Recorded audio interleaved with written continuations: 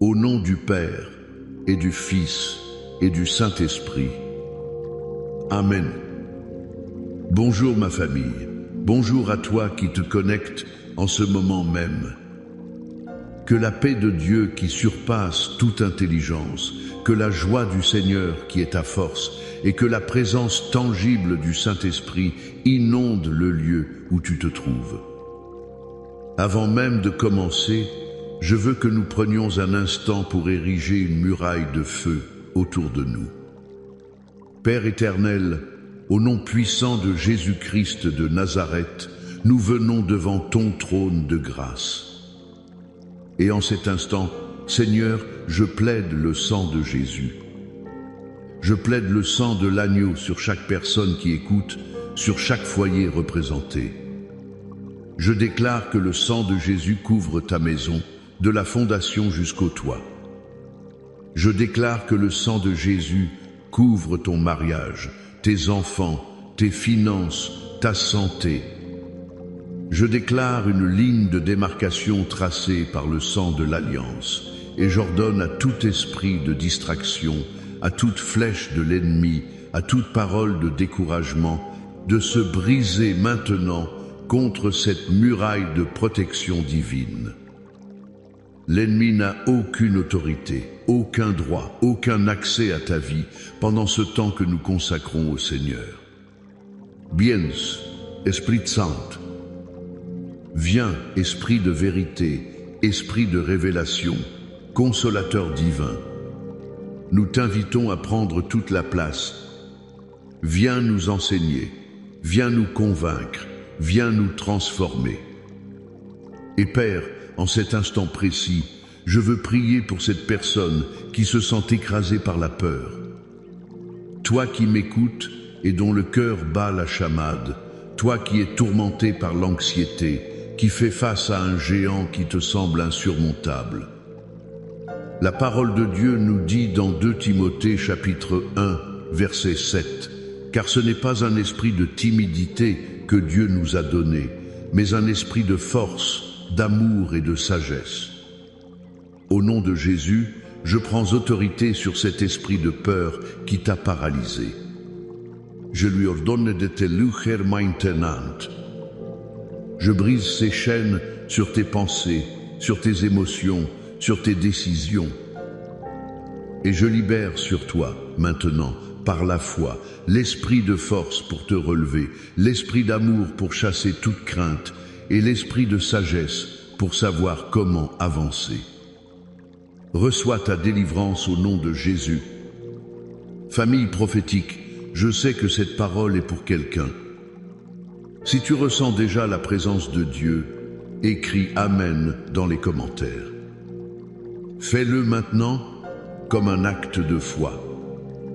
Inonde cet espace de tes Amen. Et n'oublie pas, cette famille grandit chaque jour. Si ce n'est pas déjà fait, abonne-toi à la chaîne pour ne rien manquer de ce que Dieu fait au milieu de nous. Clique sur le bouton « J'aime » pour que cet évangile se propage. Et je te demande de faire une chose prophétique. Partage cette vidéo avec 7 personnes. 7, le chiffre de la perfection divine. 7 personnes dans ta vie qui ont besoin d'entendre que la peur n'est pas leur partage. Et reste bien jusqu'à la fin, car après l'enseignement et la lecture de la parole, je prierai spécifiquement pour toi qui te sens paralysé par la peur, incapable de prendre une décision cruciale pour ton avenir. Dieu va te débloquer aujourd'hui. Le thème que le Seigneur a mis sur mon cœur aujourd'hui est une prière, une déclaration. Seigneur, fais de moi un témoin de foi et de courage. Et notre fondation sera le psaume 91. Très souvent, nous lisons ce psaume comme une simple promesse de protection, et c'en est une puissante. Mais Dieu veut nous emmener plus loin. Il ne veut pas seulement que tu sois une personne protégée, il veut faire de toi une personne courageuse. Il ne veut pas seulement que tu te caches sous ses ailes, mais que tu sortes de sous ses ailes, rempli de son audace pour témoigner de sa puissance. Le premier point que je veux partager avec toi est celui-ci. La foi véritable n'est pas l'absence de peur, mais le courage d'agir malgré la peur. Répète-le là où tu es. Ma foi, c'est mon courage d'agir malgré la peur. Nous pensons parfois que les héros de la foi, les David, les Gédéon, les Esther, ne ressentaient jamais la peur.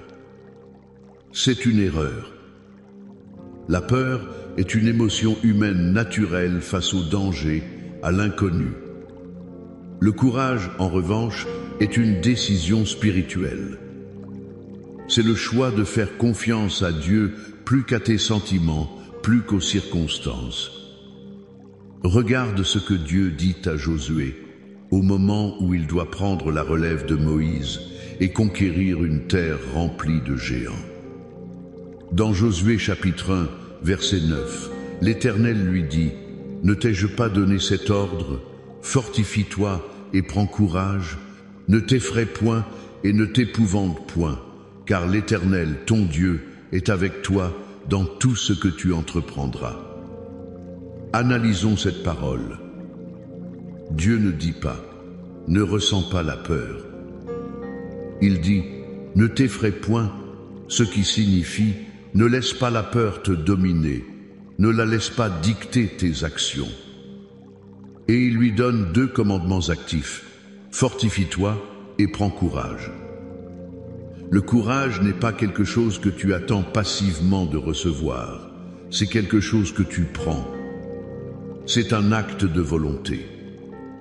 C'est te lever le matin, le cœur tremblant, et dire « Aujourd'hui, je choisis de faire confiance à Dieu.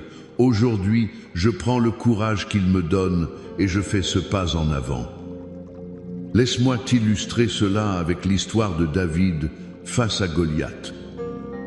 Imagine la scène.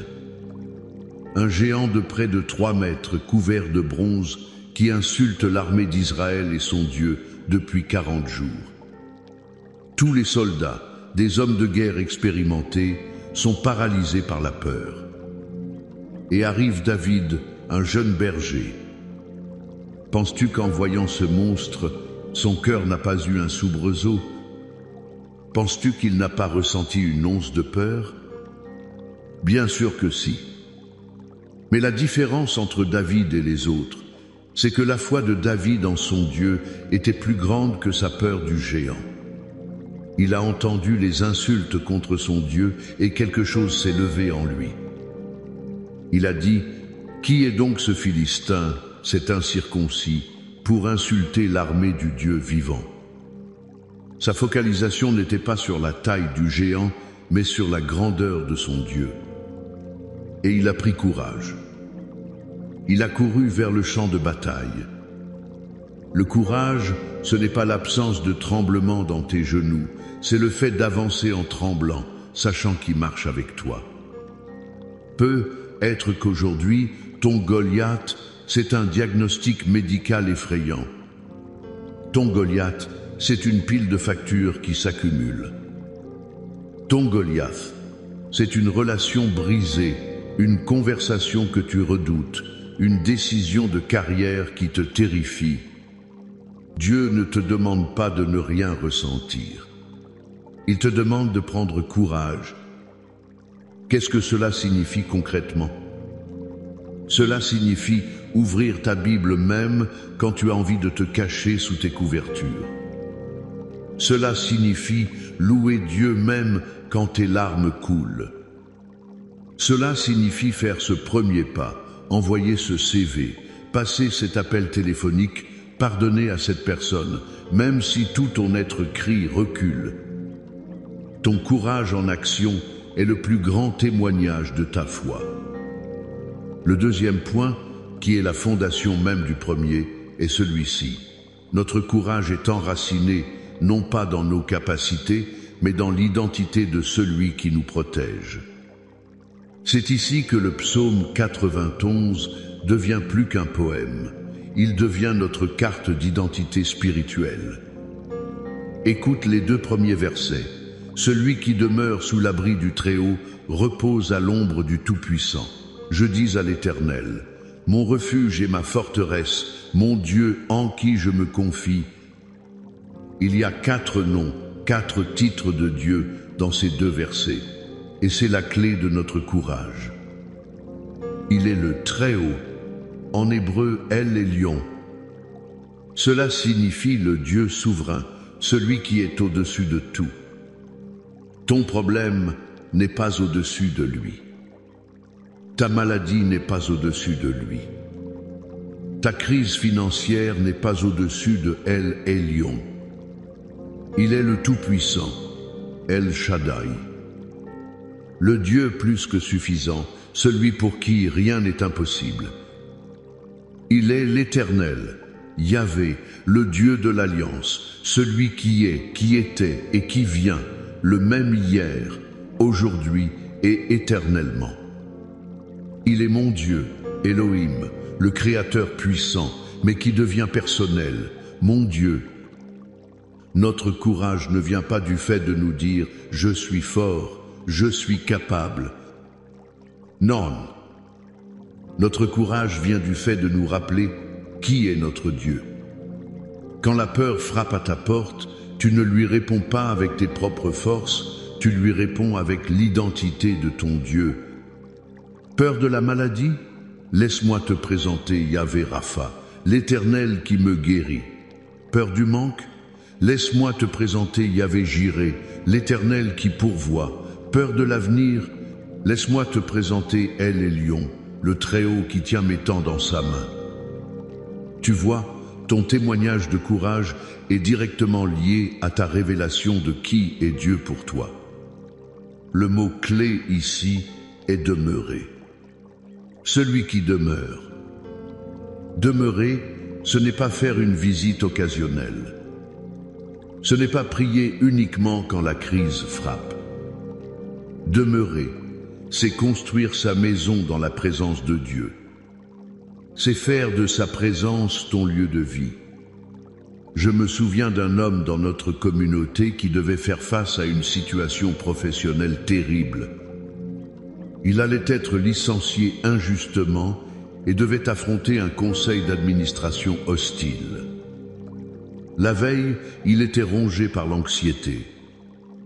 Il m'a appelé et je lui ai dit « Frère, cette nuit, ne prépare pas tes arguments, prépare ton cœur, demeure. » Il a passé des heures, non pas à répéter son discours, mais à adorer Dieu, à lire le psaume 91, à déclarer qui Dieu était pour lui. Le lendemain, il est entré dans cette salle de réunion. Il m'a raconté plus tard qu'il ressentait toujours de l'appréhension, mais qu'il était enveloppé d'une paix et d'une autorité qui n'étaient pas les siennes.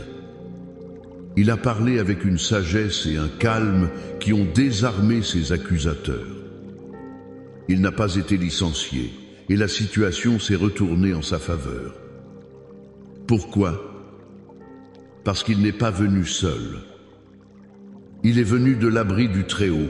Il a marché à l'ombre du Tout-Puissant. Et c'est l'appel pour toi aujourd'hui.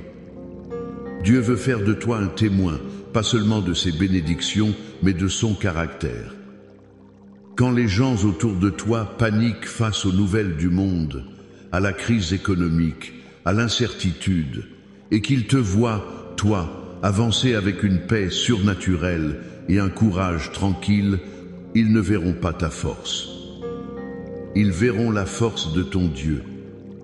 Ton courage devient un panneau publicitaire pour la gloire de Dieu. Tu devins un psaume, devin des mitviens ambulant. C'est ça, être un témoin de foi et de courage. C'est montrer au monde à quoi ressemble une personne qui sait en qui elle a cru. Alors maintenant, je veux que tu prépares ton cœur. Nous allons faire quelque chose de puissant.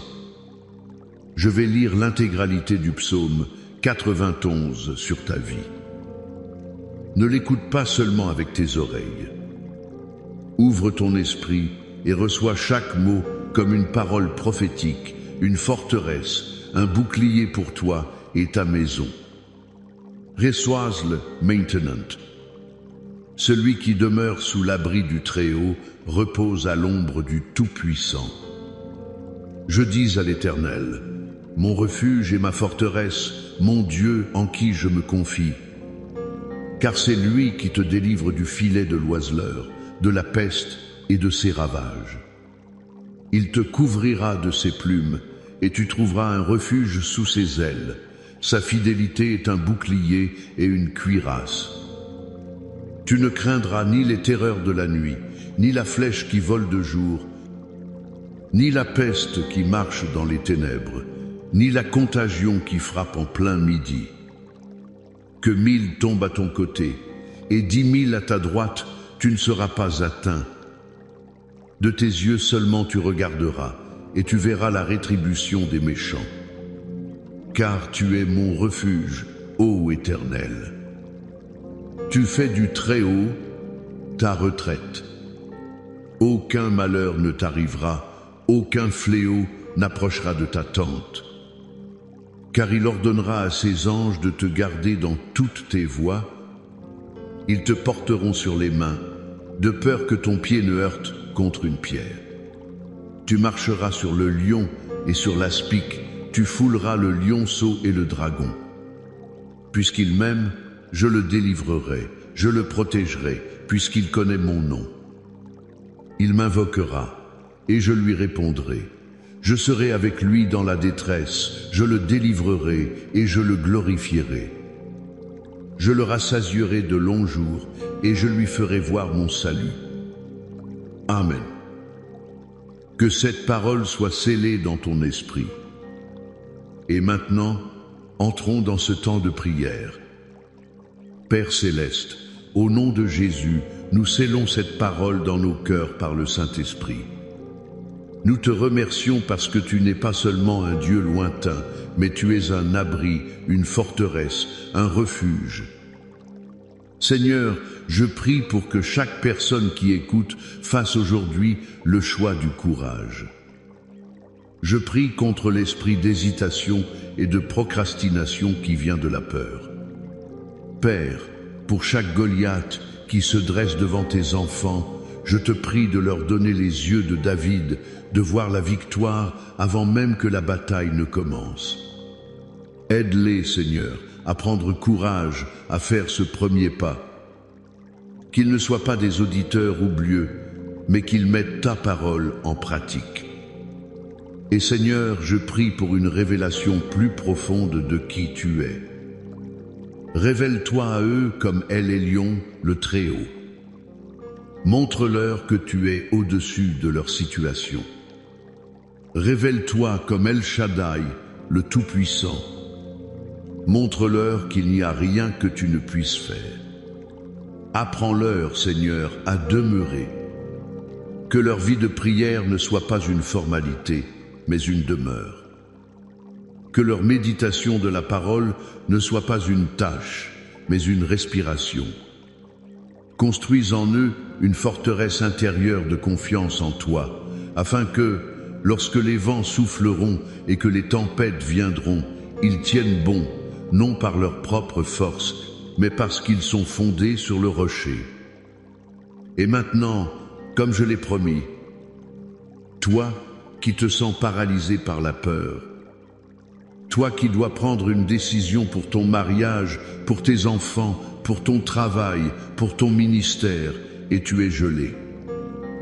Tu tournes en rond, analysant chaque option jusqu'à l'épuisement, et l'angoisse te ronge.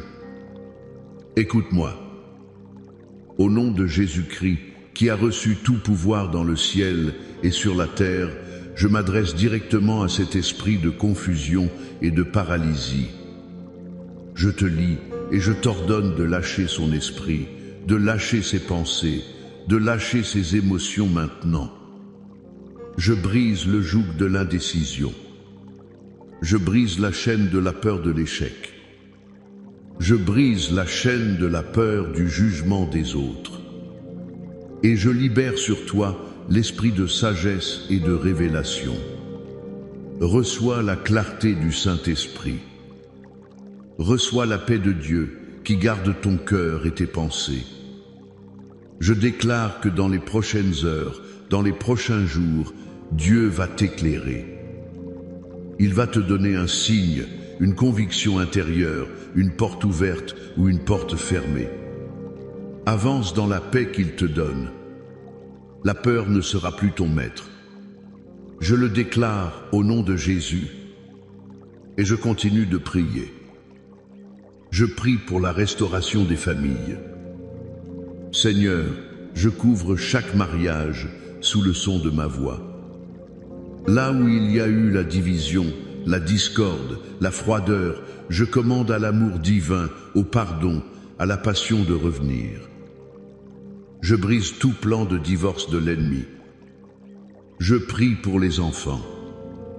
Je les arrache des griffes de la rébellion, de l'addiction, des mauvaises influences. Je les déclare une semence sainte, des flèches dans la main d'un guerrier. Ils serviront l'Éternel. Je prie pour une percée financière. Père, tu es Yahvé, Jiré. Je parle aux portes financières qui ont été fermées. Je leur ordonne de s'ouvrir au nom de Jésus. Je brise le cycle de la dette, du manque, du juste assez. Je libère sur toi un esprit d'excellence, de faveur, et je déclare que tu es la tête et non la queue, que tu prêteras et que tu n'emprunteras pas. Reçois des idées créatives, des promotions divines, des contrats inattendus. Au nom de Jésus, je prie pour la guérison. Par les meurtrissures de Jésus, nous avons été guéris. Je parle à chaque cellule de ton corps. Je commande à la maladie, à la douleur, à l'infirmité de quitter ton corps maintenant. Que la puissance de la résurrection de Jésus-Christ coule de la tête aux pieds. Cancer, diabète, hypertension, dépression, arthrite, toute maladie, qu'elle ait un nom ou non, je t'ordonne de te soumettre au nom qui est au-dessus de tout nom, le nom de Jésus. Sois guéri. Et enfin, je déclare la victoire dans ton combat spirituel. Aucune arme forgée contre toi ne prospérera. Toute langue qui se lèvera en jugement contre toi, tu la condamneras. Les anges de l'Éternel campent autour de toi. Tu es plus que vainqueur par celui qui t'a aimé. Marche dans cette autorité. Recevez maintenant cette bénédiction finale. Que l'Éternel te bénisse et te garde. Que l'Éternel, que le visage de Jésus-Christ resplendisse sur toi et t'accorde sa grâce. Que l'Éternel, que le Saint-Esprit tourne sa face vers toi et te donne sa paix, son shalom, rien de brisé, rien de manquant. Va dans la paix, va dans le courage et sois un témoin puissant de la grandeur de notre Dieu. Amen et Amen.